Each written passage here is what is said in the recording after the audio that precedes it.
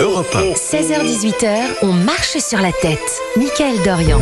Bonjour à tous, bienvenue sur Europe 1, il est 16h03, c'est On marche sur la tête, de retour pour cette deuxième semaine de vacances. Nous sommes ensemble en direct jusqu'à 18h pour vous accompagner en vacances justement ou au travail avec toute la bande d'On marche sur la tête version Noël. Je vais vous la présenter dans quelques secondes, juste le temps de vous donner le numéro de l'émission 01 80 20 39 21 pour nous rejoindre cet après-midi. Appelez-nous si vous voulez faire de la radio avec nous pour réagir à tous les sujets, pour nous dire ce que vous avez prévu demain soir aussi, notamment pour le réveillon du Nouvel An. Allez-vous réveillonner chez des amis, chez vous, en famille? Est-ce que vous n'allez pas réveillonner du tout? C'est possible également.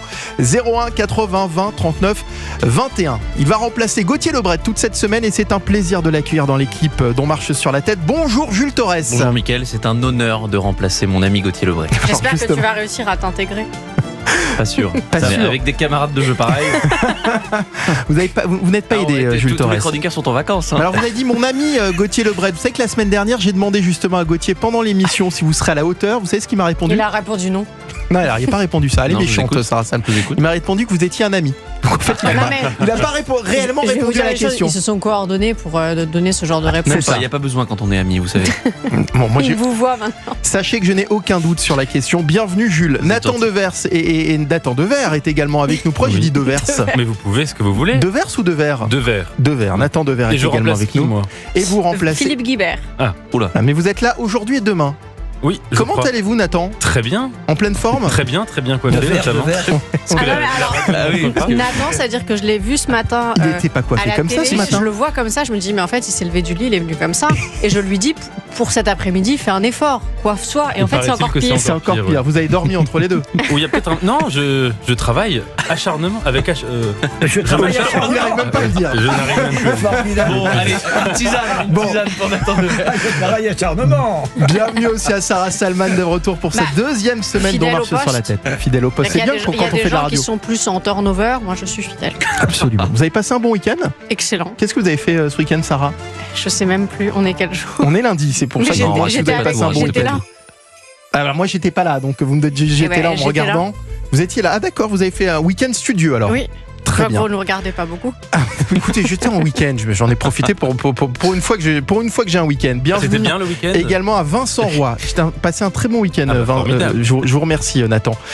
Comment allez-vous, Vincent? Très bien. Et vous, le week-end a été bon? Écoutez, j'ai Vous avez anticipé les désirs de votre femme. J'ai navigué, ça c'est la phrase célèbre de Gauthier, j'ai navigué entre la télé et la radio. Voilà, donc c'était studieux. Bien, c'est pareil, comme Sarah. Et avec les mêmes bagues. Et avec les mêmes bagues, évidemment, oui. On va vous appeler Johnny Bagouze. Si vous voulez. Ça va être votre surnom. Si vous voulez. Puis vraiment, je trouve ça distingué. Non, mais c'est vrai qu'il vous manque plus. Non, mais c'est vrai qu'on a beaucoup parlé de vos bagues la semaine dernière. Il vous manque plus que les Santiago. Oui, alors écoutez, mes bagues ne correspondent pas à ce que vous imaginez. Et je pense pas que les Santiago soient extrêmement confortables. Bon, on vous en offrira. Il a préféré les Vincent en a une paire, il ne le dit pas. Oui, que j'utilise que dans des cas très particuliers. Lorsque j'anticipe précisément les désirs de votre femme. Bon, alors les amis, qu'est-ce que vous avez prévu? Vous savez qu'on va évidemment passer en 2025 demain soir. Qu'est-ce que vous avez fait? Deux catégories de Français se distinguent chaque année, ceux qui font la fête et ceux qui restent au calme. 01 80 20 39 21 pour nous en parler justement. Vincent, puisque vous étiez en train de parler. Je crois qu'on peut le dire, on a prévu avec Nathan. À vous réveillonner tous les deux ensemble cette année. Tous les deux avec des amis et on organise à cette occasion, on organise un karaoké. Oui. Un karaoké. Oui. Non, c'est très sérieux là, vous êtes en train de Il y a eu une scène de karaoké entre Vincent et moi il y a quelques années qui a été mémorable et formidable. Et par conséquent, on a décidé et puis comme il faut en même temps, alors nous c'est un réveillon un peu particulier parce que comme il faut en même temps qu'on gagne aussi notre vie, donc on invite je m'en fais pas pour vous, Vincent. Non, mais on invite des amis, mais c'est effectivement payant. Alors l'endroit est très beau. Vous organisez, vous faites payer en plus. Non, on a loué. Et vous invitez des amis, vous faites payer. C'est pas une invitation, c'est de l'escroquerie. Non, mais l'endroit est très beau. On a loué une partie du Pré-Catlan. Avec l'argent des gens. Et l'entrée, donc chacun. Qu'est-ce que j'aimerais pas être votre ami, Vincent Roy. Non, mais attendez, c'est pas très cher, c'est 120 €. Regardez, même Sarah Salman, ça la fait rire. C'est pour vous dire. Vincent Roy fait du karaoké, c'est vraiment pas cher. C'est 120 € Pour vous voir, il faut payer 120 €. La soirée, et nous sommes pour le voir chanter. Non mais attendez, nous sommes que deux à chanter. Et vous chantez quoi? Vous chantez Philippe Laville? Non, Vincent Roy fait du karaoké sur Claude Nougaro. Absolument. Je suis un spécialiste. Ça du rêve. Passer une certaine heure de la soirée, c'est épuisant parce qu'il ne parle que de Claude Nougaro. Mais attendez, c'est 120 € pour voir chanter Vincent Roy et Nathan Dever. C'est de l'escroquerie. On n'en est pas loin, effectivement. C'est de l'escroquerie en bande organisée. Qu'est-ce que vous avez prévu, vous, demain soir, Sarah Salman? Alors, Jordan Deluxe m'a invité. Ouais. Et là, il vous a pas fait payer, lui. Mais Jordan est un ami. Bon. Oui, mais visiblement, ce sont ses amis. On place cette émission sous le signe de l'amitié, quand même. C'est-à-dire que lui, ses amis doivent payer pour être amis avec lui. C'est ça. Oui. On n'a pas la même notion des choses. Oui, mais j'ai beaucoup d'amis, ce qui me fait beaucoup d'argent. C'est moche. C'est horrible, Vincent. Franchement, moi, là, je sais plus. Là, vous êtes censé être avec nous jusqu'à la fin de la semaine. Là, je suis en train de me poser des questions. Je me pose des questions aussi. Il n'y a que l'amour qui est gratuit. Alors, Sarah, votre soirée demain. Il fait payer. Est-ce que vous savez à peu près ce sera chez Jordan Deluxe, ce sera au restaurant, ce sera pas chez lui, chez un autre ami. Chez un autre ami. Chez Vincent Roy. Ah non, pas du tout. Pas du tout, puisque de toute façon, on a reçu toutes les cotisations. Je sais qu'elle n'est pas dedans. Ah non, mais moi, jamais j'aurais payé 120 €. Mais oui, mais tu vois, il y a des gens, ça les intéresse et ils sont ravis de venir. Enfin, Nathan, ils sont tous ravis. Bien sûr, ravis. Ils sont tous ravis, on est à 83. Est-ce qu'on reçoit un CERFA? Non, pas du tout. Ils ont juste Est-ce qu'on peut le faire passer en facture sur l'URSSAF? Ils ont le droit de prendre des photos, c'est tout. Pour 120 €, faut rentabiliser. Ils ont droit à un verre quand même. Ah si, ils ont droit à un verre. Vous rationnez les gens. Un verre en plus pour 120 €. C'est quoi cette soirée? On est contre tout débordement alcoolique. Les gens prennent un verre et c'est tout. Non mais attendez, parce qu'il faut que les gens reviennent en pleine sécurité. Surtout ceux qui viennent de loin. On a des gens qui viennent de la Creuse. On a des amis qui viennent de la Creuse. On en a d'autres qui viennent de Vendée. Non. Vous cherchez pas un associé par hasard? Pas du tout. On a monté ça à deux. On est très content de notre petite affaire. Gilles Torres, qu'est-ce que vous faites demain soir? C'est une bonne question puisque l'actualité politique ne s'arrête pas, donc je serai sur CNews de 20h à 22h pour ceux qui s'ennuient. Et puis après, à 22h, ça ouvre le champ des possibles. Et on peut faire. Non, je vais bien me garder de cela. Vous allez garder vos sous. Non, mais nous, vous savez qu'en plus au GDD, on fait des karaokés tous les samedis soirs au bouclage. Et vous invitez Vincent? Non, mais c'est gratuit en plus. C'est pour ça que j'y vais pas. Ça ne peut être que de très mauvaise qualité, vu que c'est gratuit. Roland est avec nous au standard d'Europe 1 01 80 20 39 21. Bonjour Roland. Bonjour Mickaël, bonjour à toute l'équipe. Bonjour. Qu'est-ce que vous faites vous pour le réveillon festif? Gratuit le réveillon festif, mais alors avant, Mickaël, je suis peiné. Ah, dites-moi.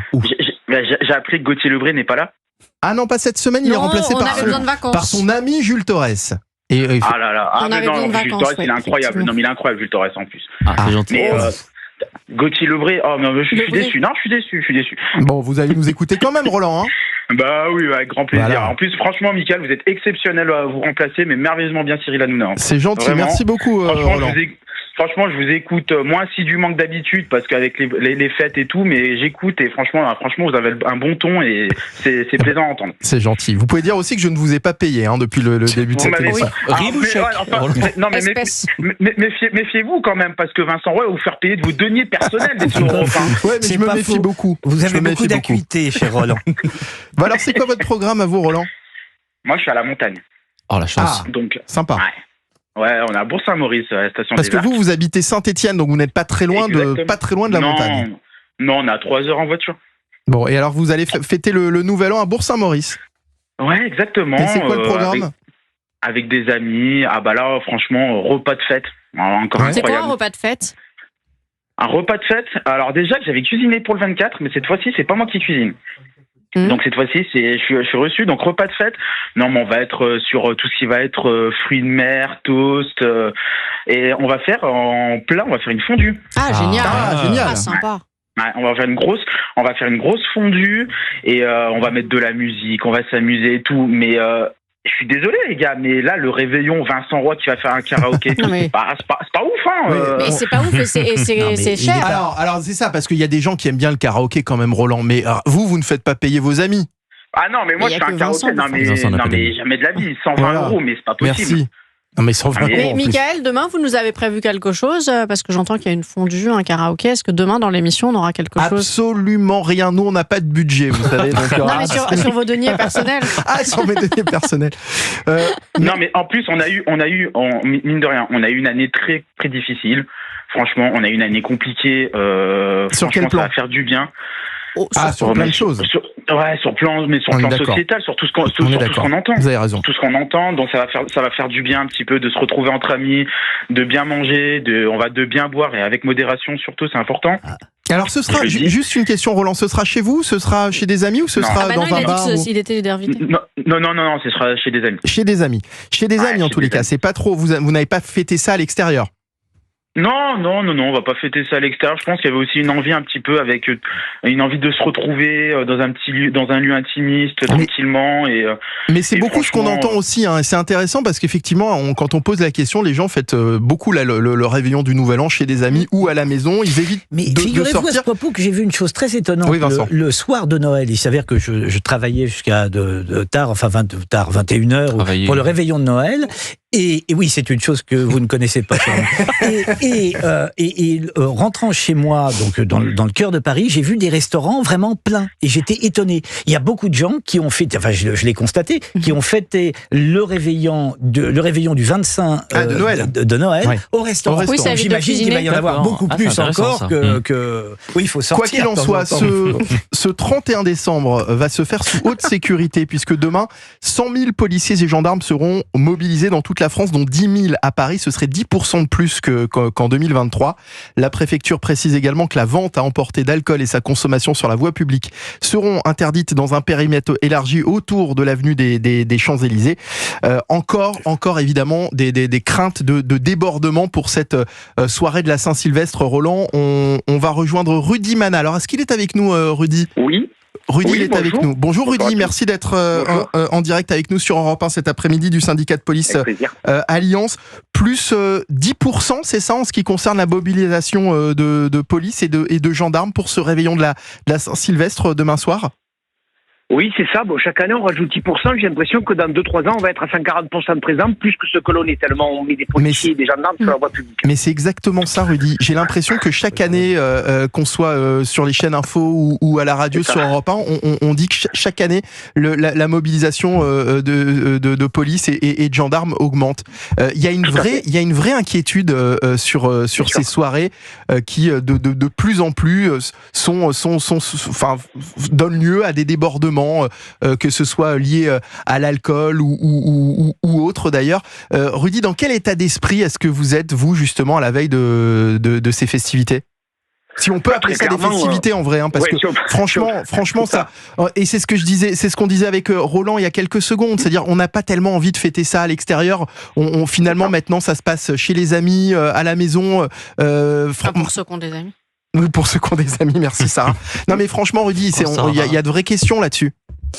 Ah ben c'est clair, de toute façon nous on est très fatalistes face à ça. Vous savez, ça fait quelques années maintenant que les policiers sont particulièrement mobilisés pour ce 31 décembre. Bon là, comme je vous disais tout à l'heure, on a l'impression que chaque année on est encore plus nombreux.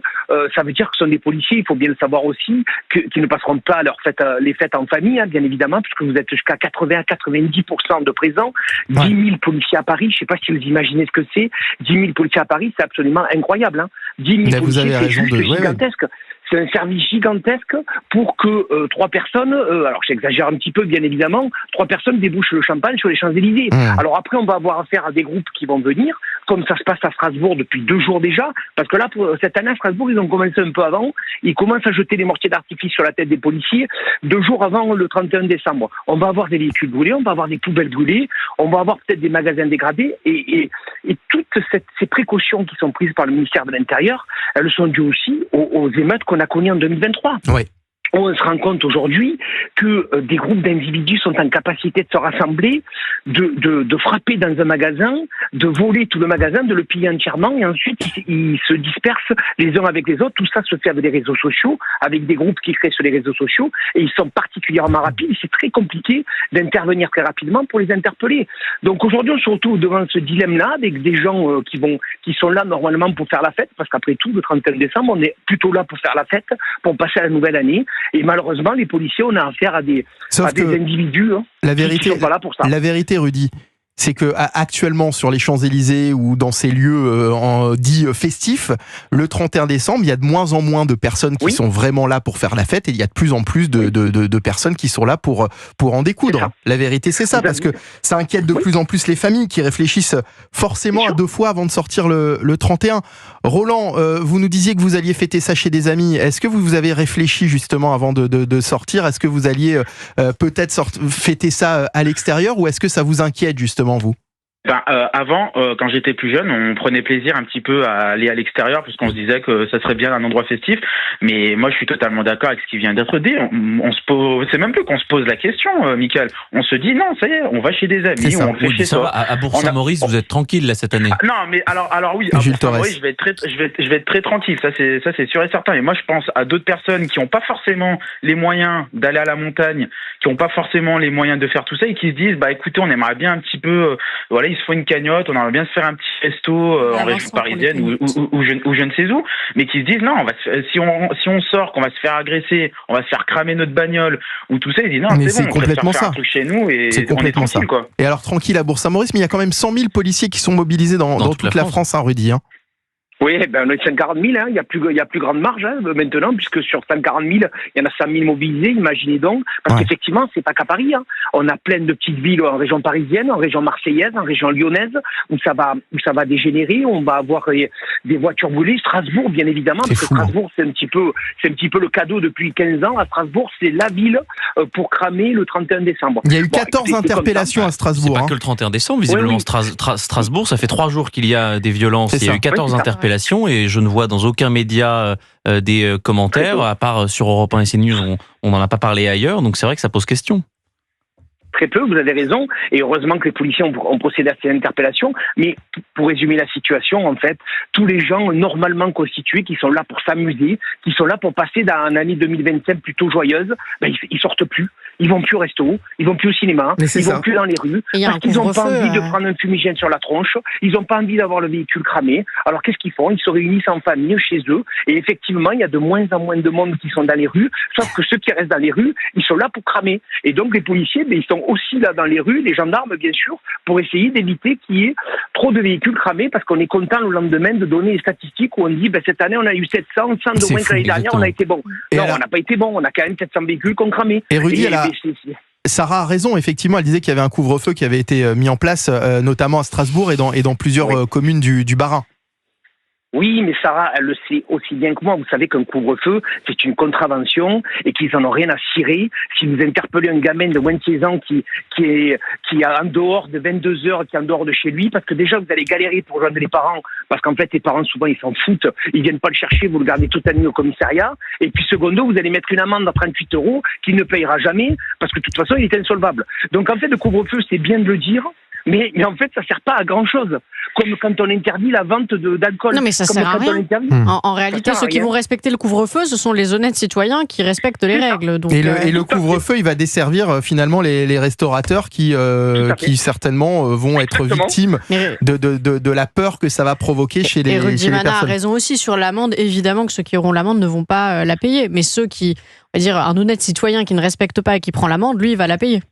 Donc en fait, c'est ce qu'on appelle la dictature des minorités. Vincent ? La tyrannie des minorités. C'est la dictature ou la tyrannie des minorités, oui. Effectivement, vous en avez 5 qui mettent le bazar partout. Quand je dis 5, ils sont plus que 5 maintenant, notamment sur les champs. Et vous en avez, et par conséquent, ils contraignent 100 types qui se comportent bien. Voilà, c'est à peu près dans ces proportions. Et c'est terrible. Et c'est terrible parce qu'effectivement, en même temps, on peut se mettre à la place des Français qui forcément n'ont pas du tout envie d'aller fêter le Nouvel An et de se faire agresser ou de se faire voler leur portable, parce que finalement, c'est à ça qu'ils sont aujourd'hui exposés s'ils décident de sortir sur les Champs-Élysées ou ailleurs, en fait. Ah oui, tout à fait. Mais vous savez, on parlait des chiffres de plus en plus nombreux. Mais en fait, moi, je comprends le ministre de l'Intérieur. À un moment donné, il a des comptes à rendre, il a des chiffres à donner. Donc, qu'est-ce qu'il fait? Il emploie le maximum de policiers. Je rappelle quand même que l'année 2024, on n'a pas chômé les policiers et les gendarmes. On n'a pas arrêté. On a eu des événements. On a eu quand même les Jeux Olympiques. On a eu beaucoup de choses à faire. Et le 31 décembre, alors qu'on pourrait libérer un petit peu plus de policiers ou de gendarmes pour qu'ils passent des moments en famille, parce que c'est quand même des moments importants de notre vie. En fait, vous avez raison. Vous avez raison aussi. C'est important de parler aussi de la situation des policiers et des gendarmes qui, comme le dit Rudy Mana, effectivement, ils sont très nombreux à ne pas pouvoir réveillonner en famille ou entre amis le 31 décembre. Déjà qu'ils ont fait beaucoup de sacrifices pendant les JO, il y en a qui ont renoncé à leurs vacances d'été. Donc si en plus c'est la même chose pendant le réveillon, c'est compliqué. Il y a des primes quand c'est comme ça, Rudy. Comment ça se passe concrètement? On a eu les primes pour les JO parce qu'avec Alliance, on a bataillé pour avoir une prime qu'on nous a payés au forceps quand même, parce qu'il a fallu insister aussi pour qu'on nous les paye. Mais quand vous faites le 31 décembre, vous n'avez pas de prime. Ah là, ça veut dire que là, les 100 000 policiers qui vont être mobilisés, policiers et gendarmes qui vont être mobilisés le 31 demain soir, eux ne vont pas avoir, c'est-à-dire ne vont ni réveillonner avec leur famille, ni avec leurs amis, et n'auront pas de prime pour ça. Ça fait partie du rôle de policier également. Quand on travaille 7 jours sur 7, 24 heures sur 24, vous savez, nous travailler le dimanche, c'est comme travailler un mercredi pour quelqu'un qui travaille dans un bureau. En fait, on a l'habitude de travailler les week-ends, on a l'habitude de travailler les nuits de réveillon. La seule difficulté qu'il y a aujourd'hui depuis plusieurs années, parce que tout le monde veut ouvrir le parapluie, c'est une réalité, c'est qu'on est de plus en plus nombreux à travailler le 31 décembre. Donc, mathématiquement, on est de moins en moins nombreux à pouvoir profiter de la famille. Et ça, c'est vrai que ça pèse, surtout qu'on passe des nuits où je vous assure qu'on ne boit pas le champagne à minuit dans les camions parce qu'on ne s'arrête pas de courir à droite à gauche pour interpeller les petits voyous qui sont en train de cramer ou qui sont en train de foutre le bordel en centre-ville. Nathan Dever, évidemment, c'est le métier de policier qui veut ça, mais on se dit finalement, vous vous rendez compte, 100 000 policiers et gendarmes mobilisés pour une soirée de 31, ça paraît totalement dément en fait. Mais ce qui est pas normal, c'est qu'il y ait des violences le 31 décembre et qu'on soit habitué à ça. Bah oui, c'est ça. D'abord, les violences ne sont jamais normales. Mais là, s'il y a vraiment un événement où il y a absolument aucun motif, même aucun prétexte pour brûler des voitures, pour détruire le bien public, pour foutre la soirée en l'air de policiers, de gens qui font la fête, c'est bien le passage du Nouvel An. Qu'est-ce qu'il y a contre quoi voulez-vous vous révolter dans le fait qu'on réveillonne pour célébrer une nouvelle année? Le fait qu'il y ait des fêtes qui dégénèrent. Alors, c'est pas toute la société, c'est minoritaire, mais c'est quand même lunaire. C'est lunaire. Parfois, quand il y a des victoires sportives ou des défaites sportives, peu importe, mais pourquoi parfois les célébrations de ces victoires donnent-elles lieu à des violences? Qu'est-ce qui justifie dans le fait qu'il y ait un match de foot qui soit gagné ou qui soit perdu, qu'il puisse y avoir des policiers qui se fassent attaquer, des magasins qui se fassent casser dans leurs vitrines, des voitures qui se fassent brûler? Absolument rien. Ensuite, moi, la seule chose, c'est que je pense qu'il est très important, même s'il faut constater, ne pas se fermer les yeux, dire qu'il y a une montée de ce genre d'insécurité, il est important quand même de maintenir une pulsion de vie. Et de dire, célébrons la nouvelle année. Continuons. Oui, mais c'est ce que font les gens. Mais les gens, ils font ça finalement chez des gens, chez leurs amis, chez eux. Ils sortent plus en fait. Je vais faire une comparaison énorme, mais moi je me souviens que le 13 novembre, c'était beaucoup plus grave, etc. Et quand même, le premier réflexe des Parisiens, ça avait été de dire continuons à aller en terrasse. Et c'était, je pense, un acte de grandeur, un acte de courage, avec une forme de génie populaire consistant à dire, même face à des tragédies innommables, on continue de tenir à notre liberté, de tenir à notre art de vie, de tenir à tout cela. Et donc je crois que face aux violences du 31 décembre, il faut quand même continuer, et parce que c'est très profond. Vous savez, la joie, c'est le sentiment le plus profond qui soit. C'est pas du tout quelque chose de superficiel. Et pareil pour l'esprit de festivité. Garder le sens de la fête, c'est absolument central. C'est ce qui se passe aussi en Israël. En Israël, quand vous êtes là-bas, tant que l'alarme n'a pas retenti, tout le monde vit normalement par rapport à être dans la continuité de ce que vous avez regardez dit. Ce que vous m'avez dit, Sarah Salman, vous m'avez dit, demain soir, je vais réveillonner chez un ami, enfin chez l'ami d'un ami. J'ai toujours fait ça. Oh oui, ça c'est son choix. Moi, j'ai jamais été à l'extérieur. Mais il y a pas une crainte là-dedans? Ah, pas du tout. Pas du tout. Alors, zéro, c'est pas du tout. Vu les endroits dans lesquels je me rends, je pense que le risque est assez limité, clair, si vous voulez mon avis. Non, mais alors après, après, pour être sérieux, le 31 décembre, voilà. Non, mais quand on parle des Champs-Élysées, Mais je ne serais jamais allé sur les champs. Jamais. C'est pas assez chic. Non, je ne serais pas allé sur les champs. Non, mais rien ne peut justifier. Mais vous comprenez que des familles. Vous comprenez qu'il y a quelques années, des familles pouvaient avoir envie de réveillonner sur les champs avec les enfants. Je comprends aussi que là, je ne le recommanderais pas. Et là, on le recommande pas. Moi, j'irai jamais avec mes enfants sur les Champs-Élysées demain soir. Non. Évidemment que non, parce que c'est beaucoup trop dangereux. Évidemment. Aller sur les champs, même en période normale, c'est assez dangereux. Donc en période de 31, c'est quand même très dangereux. Oui, je le recommanderais pas. Et le vrai drame de cette séquence, c'est qu'on voit bien que aujourd'hui, si on veut avoir de la sécurité, ça nécessite une immense mobilisation policière. C'est-à-dire que maintenant, quand on veut faire la fête de la musique et qu'il n'y ait pas de problème, eh bien, il y a 50 000 policiers. Quand on veut faire les Jeux Olympiques, eh bien, il y a 50 000 policiers et gendarmes qui sont mobilisés à Paris dans une seule ville. Je ne sais pas si vous vous rendez compte, mais 50 000 policiers et gendarmes, c'est quasiment 25% des effectifs pour une seule ville et un seul événement pour un mois. Pareil, pour le réveillon, on a des autorités qui nous disent « Ah bah oui, on a eu 700 incidents en moins. » Bah oui, mais en même temps, on a mobilisé plus de 10 000 policiers et gendarmes. Donc c'est vrai que c'est quand même assez terrible de voir que la mobilisation policière assure une sécurité et que finalement la sécurité, eh bien, elle n'est plus, ce n'est plus 360 jours par an, c'est quand on mobilise des effectifs policiers. Oui. Et ça a un prix, c'est très coûteux. La mobilisation policière pendant les Jeux Olympiques, ça a coûté des milliers voire des millions d'euros. Donc les policiers, évidemment qu'ils ont le droit à des primes, évidemment qu'il faut les rémunérer justement, mais là aussi ça a un coût et c'est encore une fois le contribuable qui paye. Enfin, dans le même temps, tous les gens vivant dans les grandes agglomérations, dans les grandes villes, je pense à Bordeaux, à Lyon, à Marseille, etc. On sait tous que dans le cours même de l'année, on sait tous qu'il faut être très prudent, on sait tous qu'il faut être très prudent dans le métro, on sait tous là, et on sait tous aussi que dans toutes ces villes, il y a des quartiers à éviter. On sait qu'on va pas se balader à Barbès à 23h, on sait pour ce qui est des Parisiens, on sait qu'on va pas aborder le Champ de Mars. Oui, mais c'est malheureux de se dire tout ça, Vincent. Oui, mais c'est malheureux. C'est devenu, oui, non, mais enfin, c'est quand même devenu. Mais on n'a pas le choix. C'est quand même devenu le quotidien des Français. Évidemment, voilà. Vous savez, c'est qu'il y a peut-être un problème. Pendant les JO, j'ai été contrainte de prendre le métro. Oh là là. Et j'avais peur, et c'est Vincent Roy qui m'a escorté. De gel hydroalcoolique. C'est Vincent Roy qui j'ai encore la photo. Ouais. Et elle m'avait donné 50 € pour l'occasion. Bon, on va remercier Rudy Mana d'avoir été avec nous, du porte-parole du syndicat de police Alliance. Merci Rudy. Oui, merci. Au revoir. Bon après-midi. Roland, vous souhaitiez ajouter quelque chose ? Oui, j'aurais souhaité rebondir un petit peu. Ouais, très rapidement. On a le décompte tous les 1er janvier des voitures qui sont brûlées dans les chaînes info. Et on a le ministre de l'Intérieur qui se targue de dire « Ah bah cette année, c'était en baisse, on se satisfait. » Mais en fait, c'est 0 voitures qui doivent être brûlées. On ne doit pas se satisfaire parce qu'il y a 300 ou je ne sais quoi. Et c'est ce que disait Vincent. C'est-à-dire Vincent nous disait qu'il y a des quartiers dans lesquels on n'ose plus aller. Ben, c'est pas normal en fait. Il faut que ça change. Et malheureusement, et pour terminer là, c'est que malheureusement, l'organisation et le déploiement d'autant de forces de l'ordre est peut-être symptomatique de la souffrance que traverse la France. Ça veut dire une violence systémique qu'on n'arrive pas à endiguer. Et j'aimerais terminer quand même sur une bonne note, c'est quand même de vous souhaiter de bonnes fêtes de fin d'année. Merci. Quand même. Merci. Moi c'est Roland, Sarah, mais merci. Merci Roland. Merci Michael. Il est déjà fatigué avant le réveillon. Passez de bonnes fêtes de fin d'année à vous, à Bourg-Saint-Maurice avec vos amis. Alors amusez-vous bien. Et alors si je peux dire quelque chose. Et surtout vous revenez quand vous voulez, Roland. Vous êtes ici chez vous. 01 80 20 39 21. Jules. Si Roland veut retrouver Gauthier Lebret est à Megève, c'est à 1 heure de Bourg-Saint-Maurice. Voilà. Comme Gauthier Lebret et sa femme. Je vais faire un coup de voiture. Je vais faire un petit coup de voiture pour aller le rejoindre. Merci Roland. À très bientôt.